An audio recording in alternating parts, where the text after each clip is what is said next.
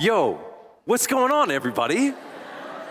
I'm like the first speaker ever to say yo in this examination hall. And since everybody was saying, their experience writing their exams, I also did my undergrad exams in this hall, and I got so shell-shocked when, and the PTSD all came back when they said, yo, we're gonna be doing it here. And I'm like, oh no, because I had this awful experience of missing a question on my exam. So it was just one question, but there was only 4 questions. So it wasn't good. And then so I'm like, I don't know, maybe it's the trauma, but I've over-prepared for this session. So I have my timer here. I'm going to look down at that every once in a while, but I'm really excited to jump into this with you guys. Now, some years ago, I worked in Toronto, Canada. Shout out Canada, Blue Jays, let's go. And during that time in the office that we had, there was an art exhibit. And the art exhibit was called Beautiful. And it was done by an American artist. His name is Craig Hawkins. And Craig Hawkins partnered with this Indian humanitarian organization called Agni Raksha. Now, the partnership was to create awareness, to raise awareness and raise funds for the horrific practice of bride burning that's going on in some places throughout the world. So in southern Asia, thousands of women are severely burned every single year as a result of domestic violence or because they couldn't afford to pay the customary dowry. This company, this organization, what they tried to do was raise the funds and raise the awareness so that the women that were victims of this horrendous practice could get the cosmetic treatment that they so deserved because they were victims of horrors. And hopefully, now you can see what I mean by some of the victims of this tragedy. Now, the stories behind these victims, they are heart-wrenching. Many of them have either had acid just thrown on them and disfiguring them, and then others will have had kerosene or some other flammable liquid thrown on them and terribly and sadly and horrifically set on fire. Now, this is a sobering reality in our fallen world where suffering is so much more than some theoretical, abstract conversation or question. This is a deeply felt reality. As distinguished philosopher Eleanor Stump correctly says, that the whole crust of the earth is soaked with the tears of the suffering, and that has to be revered. You have to remember how truly dreadful it is. Suffering is a universal experience, and it's something that we all will encounter one way or another. There's another set of globally respected philosophers, perhaps you've heard of them, Kendrick Lamar and The Weeknd, and they once wrote in a volume of theirs, one more back, yeah, great. Tell me who's gonna save me from this hell? Who's going to pray for me, take my pain for me, save my soul for me, because I'm all alone, you see. Now, as we begin experiencing suffering or begin observing suffering in the lives of others, the questions bombard our minds. And many of the questions that we could meditate on, I want to drill down into one in particular, and it's this. Is there meaning in my pain? Is there meaning in my pain? And 2 things I just want to quickly share as I begin, and I do this every time that I speak on the problem of suffering or the problem of evil, which is, number 1, if you are somebody that is suffering here today, which is very likely, I just want to say I am so sorry for what you are currently going through or that you've recently gone through. I'm not going to insult you by pretending that I know exactly what you're going through. I don't. Suffering's complicated and complex, and I just want to offer some thoughts. And then secondly, I want to be sensitive to the fact that many of us we haven't been hurt by somebody in particular, but we have been hurt by the church, by Christians. Some years ago, I was in London, and I was giving a talk on a very similar subject, and a 15-year-old boy came up to me after my talk. He said, "My mom passed away from cancer. I went to the church looking for answers. When I went to the church and asked why would God allow this sort of suffering in my life?" And they responded to him by saying, quote, "The reason your mom died of cancer was because you had more faith in your mom than in God," end quote. Let's not mince words. That is spiritual and emotional abuse, and that's wrong, full stop. That is not the Christian perspective on finding meaning in pain. There is no excuse for that toxic theology. And if you've been the recipient of such nonsense, allow me to say, I am so sorry that someone said that to you. It's not right. Now, the outline, before we get into the Christian worldview's response to the question, is there meaning in my pain? We got to do some work. So the outline is as follows. Is it impossible for God to exist when there is so much suffering? Number two, is it unlikely for God to exist when there's so much suffering? And then really what we want to focus in on is there meaning in my pain?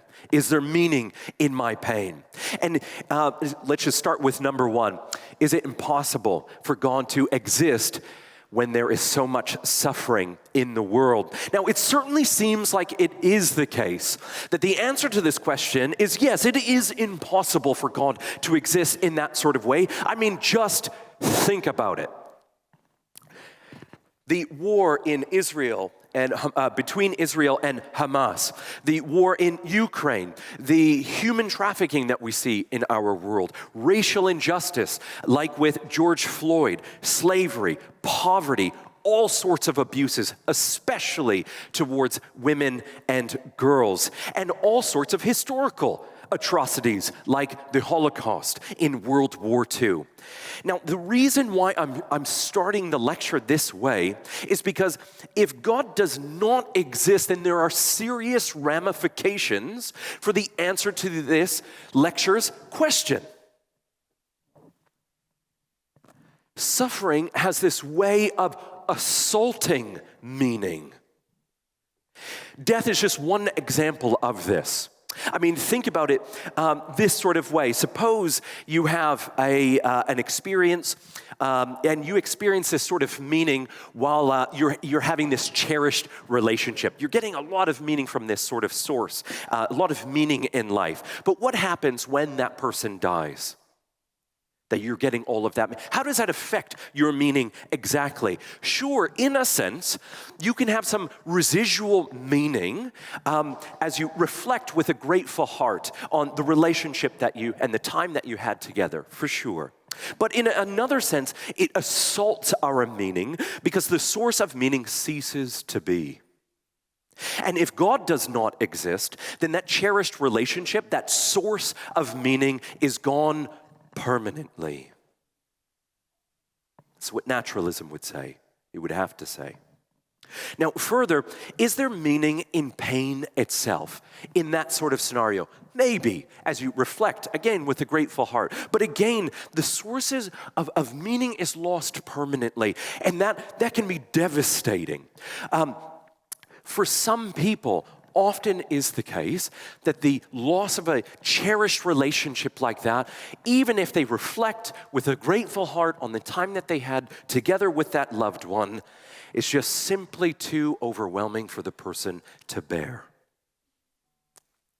Now, let's bring this back to the initial question and see if we can gain some more insights. So if somebody argues that it is impossible for God to exist because of the evil and suffering that we say and that we see in our world, that's something called the logical problem of evil. And a really famous philosopher that used to advocate for this position is J.L. Mackie. And here's the big idea, that it is logically impossible for God and suffering to coexist. That's the big idea.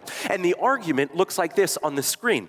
If God is all powerful and all loving, he wouldn't allow suffering, but there is suffering, therefore there must not be a God. And here's why, is what they will say. Since God is all loving, he should be loving enough to want to stop it. And if he's all powerful, then he should be powerful enough to stop it. And we can really feel that when people raise that objection. Perhaps in your workplace, perhaps in your school, perhaps in your university, you have come across this objection, and it is certainly in the mainstream media. Now, as formidable as this argument appears at first, it is virtually consensus that it is a defeated argument.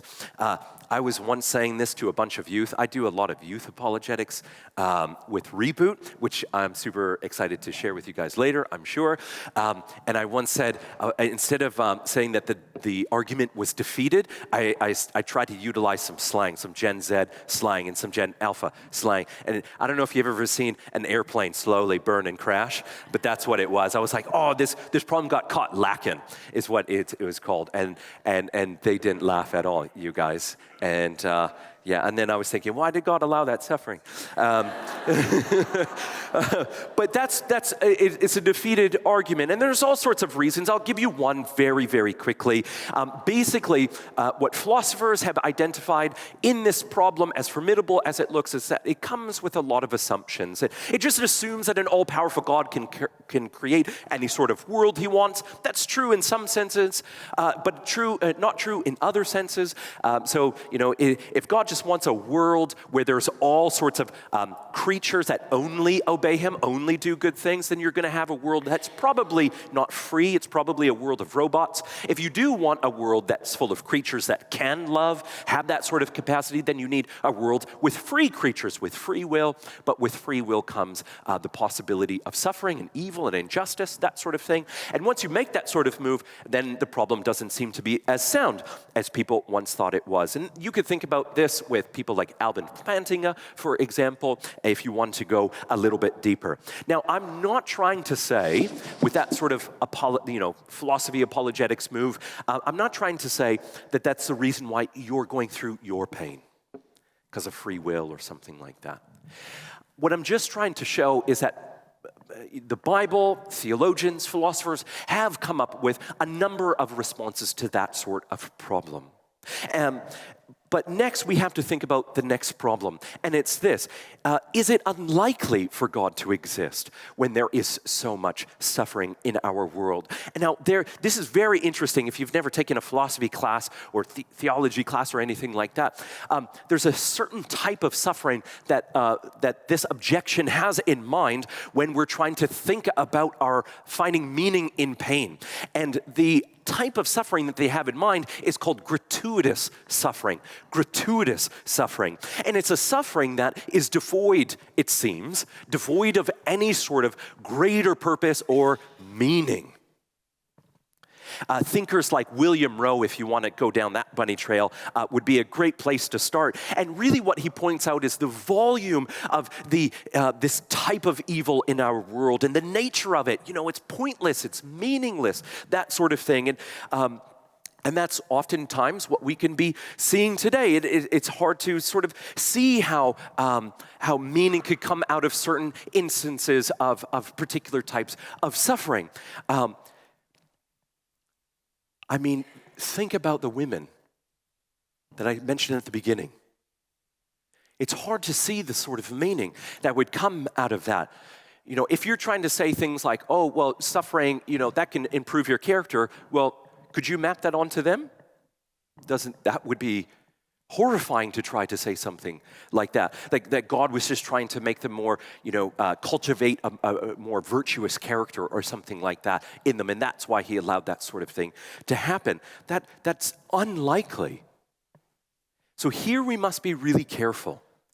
Though something appears, listen to me very closely here, though something appears to be devoid of meaning, it does not mean that it is devoid of meaning. And this is an example that I got from one of my favorite philosophers. Her name is Marilyn McCord Adams. And she has an insight from the following painting. Now, I'm told it's called Rio. So it's French. I'm not French. I'm Canadian, and I should know a little French, but I don't. Cathedral by Monet. And she thinks about it like this. Suppose you're looking at this, that sort of thing. Imagine you were to just isolate the vomit green color, and you were just to look at that when you were looking at this picture. Your boy is horribly colorblind, so I'm just taking it on faith that there's actually green in this picture. But suppose you were to isolate that color, you're only fixating on that color, that vomit green that's in the picture. Would it be beautiful or dreadful? And the answer is obviously dreadful.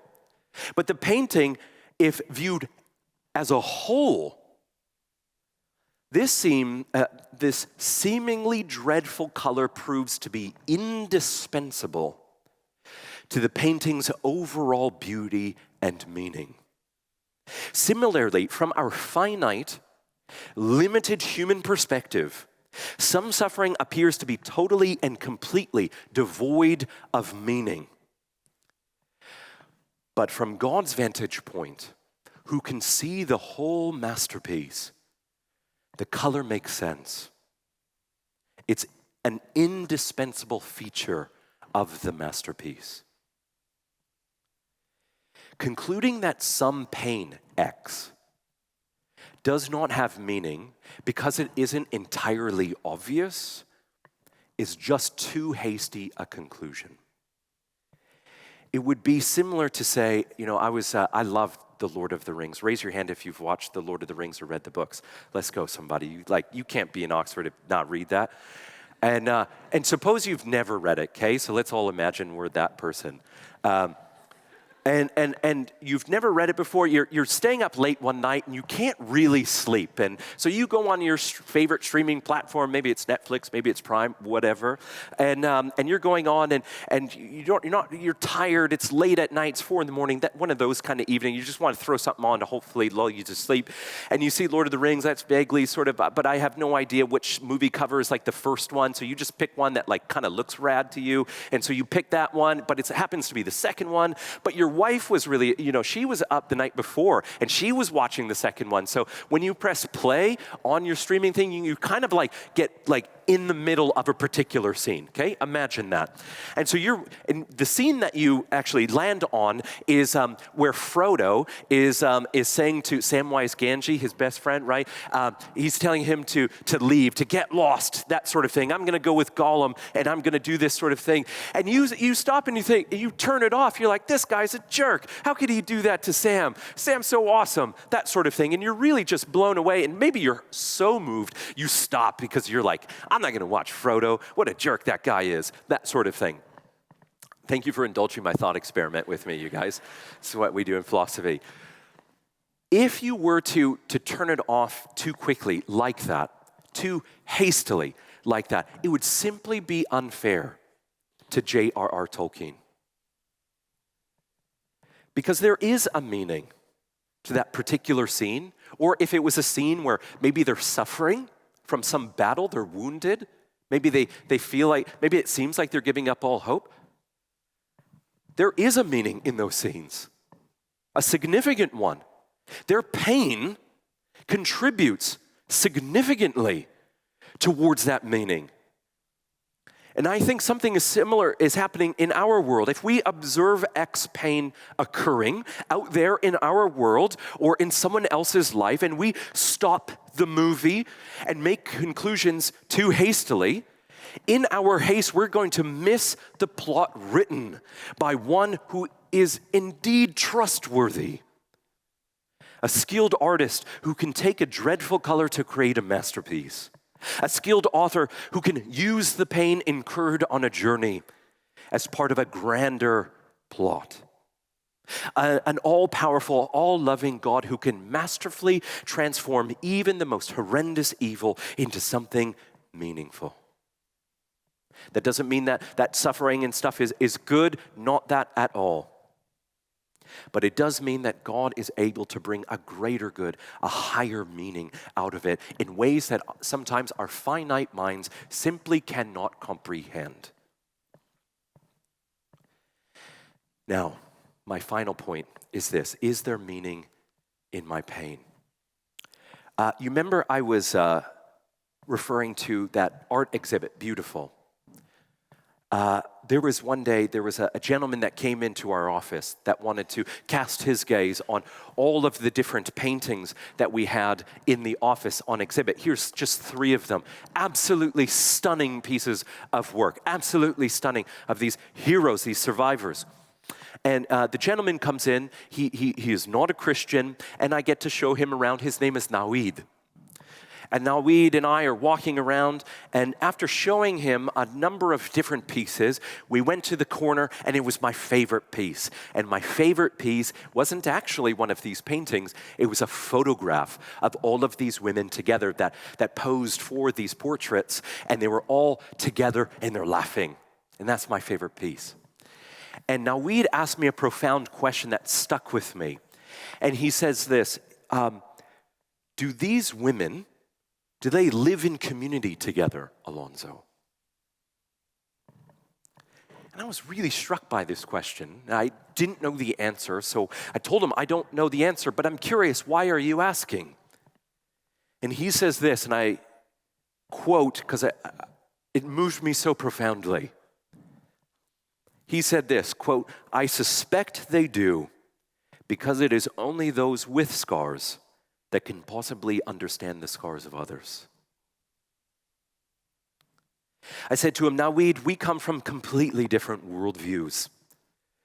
But the beauty and the power and the meaning of the gospel, the good news, is that at the center of it is not an unscathed God, but a scarred one. And as I walked Naweed out of the office, I said to him, man, I love your name. Where is it from? What language is it? And what does it mean? And he says, oh, it's Arabic. And I was like, cool, what does it mean? And he says, good news. That's what it meant. Good news. How ironic. Listen, there is good news for those who are searching for meaning in their pain. Your pain means something to God, first and foremost. How do I know this? One day when I was really sick at school, my dad came, I called my dad, and it was one of those actual sick ones, not just me trying to get out of a test, that sort of thing. I was actually sick, and the school called my dad and said that I felt really sick, and my dad, who was at work, he dropped what he was doing, got me some soup, came, picked me up, and took me home. And the question is like, why? And the answer you all know. My dad came because my suffering meant something to him. It was important to him.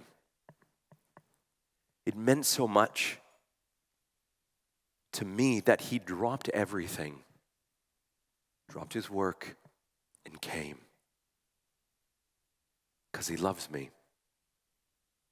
Is there meaning in your pain? The whole point of the doctrine of incarnation is to respond to that question of how incredibly valuable you are and how incredibly invaluable your suffering and your pain is to God. That it's important and that he came because he loves you. He values you. Your pain, therefore, is not meaningless. Your pain means so much that God came. Now, there's much more we could talk about. Again, I over-prepared. But when we think about meaning and suffering, think about the incarnation.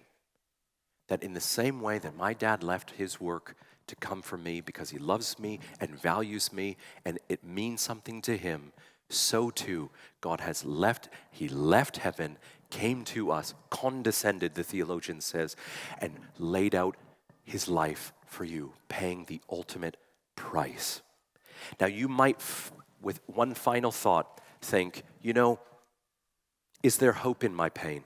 It might mean something to God and therefore is valuable and that sort of thing, but is there any hope in it? And I think you're absolutely right to wonder that. Does incarnation just mean that, I'm drowning and then God just comes in and drowns with me sort of thing? How can that help me? I understand that pushback, but I think it's misguided. If Jesus only suffered, then his suffering would only be comfort to us. If he only suffered, his story would only be comfort to you and to me. The reason why Jesus is the source of hope for Christians globally, including those women who were burn victims, is because of the resurrection of Jesus Christ. For the resurrection means that pain, sin, evil, injustice, and death will not have the final word over this world because Jesus is alive today and was not swallowed up by his pain. His followers can be certain that they will not be either.